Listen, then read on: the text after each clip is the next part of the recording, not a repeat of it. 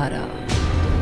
ये कहानी है 1995 की। इवा की माँ भारत के राजस्थान राज्य से थी। इवा को भारत घूमना बहुत पसंद था। वो अक्सर घूमने के लिए भारत आया करती थी। एक बार इवा अपने कॉलेज के दोस्तों के साथ जैसलमेर घूमने के लिए भारत आई। उसके 3 दोस्त ओलिवर, नोरा और विलियम उसके साथ घूमने आए हुए थे। विलियम को जब पता चला कि इवा जैसलमेर घूमना चाहती है तो वो उसके इस फैसले से कुछ नाखुश था। वो इवा से बात करने के लिए उसके कमरे में गया। क्या बात है विलियम, तुम तैयार नहीं हुए? जल्दी करो वरना हम लेट हो जाएंगे। इवा, हम कहीं और घूमने नहीं जा सकते क्या?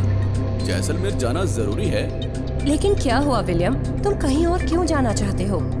जैसलमेर में कुलधरा गांव भी है और तुम्हें तो पता है ना कि वहाँ क्या हुआ था। विलियम की बात ओलिवर और नोरा भी सुन लेते हैं और इवा के कमरे में आ जाते हैं। क्या हुआ था वहाँ विलियम? हमें तो नहीं पता। तुम लोगों को तो बस हर बात मजाक ही लगती है। मैंने पढ़ा है इस गांव के बारे में। ये जगह हॉन्टेड है। ओलिवर को इस बात पर हंसी आ जाती है। क्या विलियम, तुम जब भी कहीं घूमने जाते हो उस जगह की कोई ना कोई कहानी बना ही लेते हो। कहानी नहीं बना रहा हूँ, ये सच है। मैंने इसकी किताब पढ़ी है। आज से 300 साल पहले ये गांव बड़ा ही सुखी था। यहाँ हर चीज थी। गांव वालों को किसी भी चीज की कमी नहीं थी। लेकिन एक निर्दयी राजा भूषण सिंह ने इस गांव पर कब्जा कर लिया और गांव वालों पर कई अत्याचार किए। धीरे धीरे पूरा गांव खाली हो गया। गांव वाले गांव छोड़कर जाने लगे। ये बात उस राजा को सताने लगी। उसने गांव वालों के गांव छोड़कर जाने पर पाबंदी लगा दी और उन पर अत्याचार किए। कहते हैं कि उसने गांव में 500 लोगों की हत्या की, जिसके डर से कोई भी उस गांव को छोड़कर ना जाए। फिर कुछ सालों बाद राजा की बीमार पड़ने की वजह से मौत हो गई। लेकिन उस राजा का मोह उस गांव से नहीं गया। उसकी आत्मा भी उस गांव के लोगों को सताने लगी और कहते हैं कि आज भी जब उस गांव के कोई नजदीक भी जाता है तो वो उसे मार डालता है। विलियम की कहानी सभी लोग बड़े ध्यान से सुन रहे थे। ओलिवर और नोरा ने एक दूसरे की तरफ देखा और जोर जोर से हंसने लगे। देखा इवा, इसीलिए मैं यहाँ नहीं आना चाहता था। ये लोग हमेशा ही ऐसे ही मेरा मजाक बनाते रहते हैं। तुम लोग विलियम का मजाक मत बनाओ, समझे? तो और क्या करें एवा, इसका तो हमेशा का यही है, डरपोक विलियम। इवा विलियम की तरफ देखते हुए बोली, विलियम तुम परेशान मत हो, हम कुलधारा गांव के पास नहीं जाएंगे। ठीक है इवा, तुम कह रही हो तो मैं चलूंगा घूमने के लिए। कुछ देर बाद इवा अपने दोस्तों के साथ जैसलमेर घूमने के लिए निकल गई। वो पूरे दिन घूमते फिरे।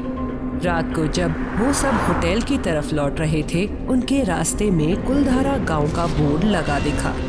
ओलिवर ने वहीं गाड़ी रोक दी। विलियम बुरी तरह घबरा गया।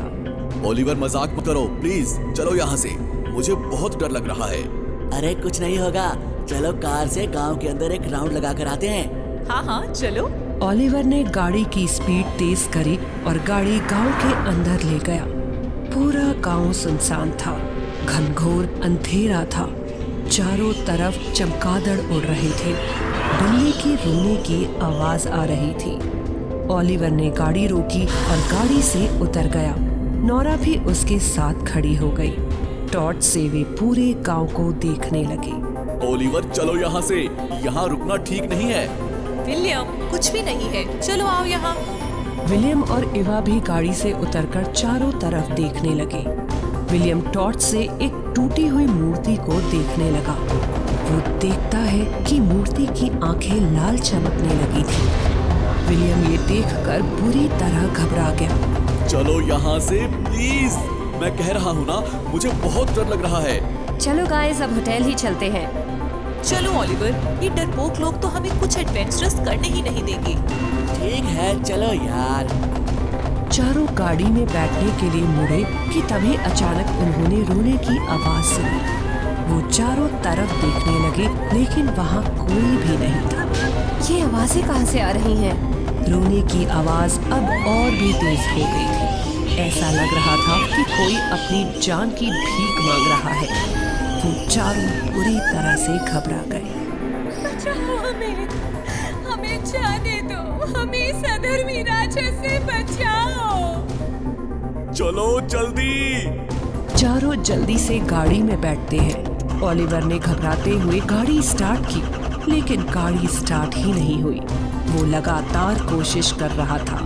सभी के चेहरे पर अब घबराहट साफ दिख रही थी। क्या हुआ ओलिवर? चलो जल्दी। पता नहीं क्यों ये एक गाड़ी चालू नहीं हो रही है। देखा, मैंने कहा था ना यहाँ मत आओ, लेकिन मेरी बात सुनता ही कौन है। गाड़ी स्टार्ट होती है और चलने लगी। हो गई स्टार्ट विलियम, तुम तो हर बात पर घबरा ही जाते हो यार। चलो अब जल्दी निकलो यहाँ से। ओलिवर ने स्पीड बढ़ाई तो देखा कि गाड़ी के सामने राजा की आत्मा खड़ी थी।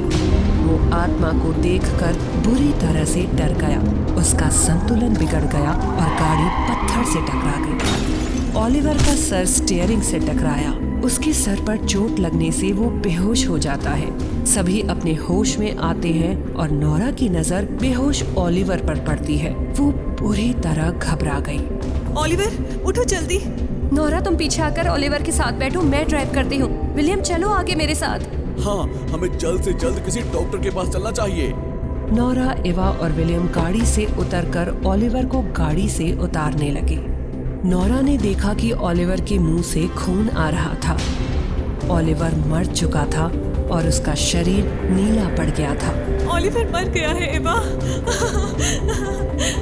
तीनों ओलिवर की मौत के सदमे में खड़े थे कि तभी तीनों ने देखा कि राजा की आत्मा उनके सामने आकर फिर खड़ी हो गई थी। उसकी आंखें लाल थी और उसके हाथ में एक तलवार थी जिससे खून टपक रहा था। वो गुस्से से उन तीनों को देख रहा था। वो तीनों पूरी तरह से डर गए। तुम लोगों ने मेरे गांव में आने की हिम्मत कैसे की? ये मेरा गांव है, यहाँ मेरा राज चलता है। हमें तुम्हारे गांव से कोई मतलब नहीं है। तुम हमें छोड़ दो, हम इस गांव में कभी नहीं आएंगे।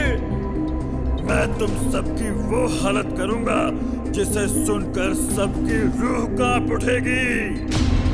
राजा की ये बात सुनकर तीनों बुरी तरह डर गए और अलग अलग दिशा में भागने लगे। राजा की आत्मा का गुस्सा अब सारी हदें पार कर चुका था। उसने अपना और भी विकराल रूप धर लिया और अपने तलवार से उन तीनों पर हमला किया। तलवार से एक बिजली निकली जिसने विलियम, एवा और नोरा के पैरों पर हमला किया। उन तीनों को बिजली से करंट लगा और वो तीनों दर्द से चीखने लगे। नोरा दर्द से चीखने लगी थी। उसका बदन बुरी तरह से कांपने लगा। कुछ ही देर में नोरा की तड़प तड़प कर मौत हो गई। राजा जोर जोर से हंसने लगा। विलियम और एवा अब भागने की हालत में बिल्कुल भी नहीं थे। वो अपने अपने घुटनों के बल गिर गए और राजा से अपने जीवन की भीख मांगने लगे। हमें छोड़ दो, हमें जाने दो। राजा ने एवा की गर्दन पकड़ी और उसे हवा में उठा लिया। मौका देखकर विलियम भागने लगा। यहाँ एवा का दम घुटने लगा था और कुछ ही देर में उसका चेहरा नीला पड़ गया। उसके पैर छटपटाने लगे। कुछ ही देर में उसकी भी मौत हो गई। विलियम और तेजी से गांव से बाहर निकलने के लिए भागने लगा। तू मुझसे बचकर नहीं भाग सकता है, मैं तेरा सर्वनाश कर दूंगा। राजा धुआं बनकर विलियम की तरफ बढ़ने लगा। विलियम भागते हुए गांव की दहलीज को पार करने के लिए कूद पड़ा और जमीन पर गिर गया। उसका सर एक पत्थर से टकरा गया। राजा गांव की दहलीज तक पहुंच चुका था, लेकिन उसके दूसरी बार नहीं जा पाया। विलियम ने राहत की सांस ली। मेरे गांव से दूर चले जाओ। विलियम को धमकी देकर राजा धुआं बनकर गायब हो गया। विलियम रोते हुए अपने दोस्तों की मौत का शोक मनाते हुए होटल लौट आया और इस हादसे से कभी उभर नहीं पाया।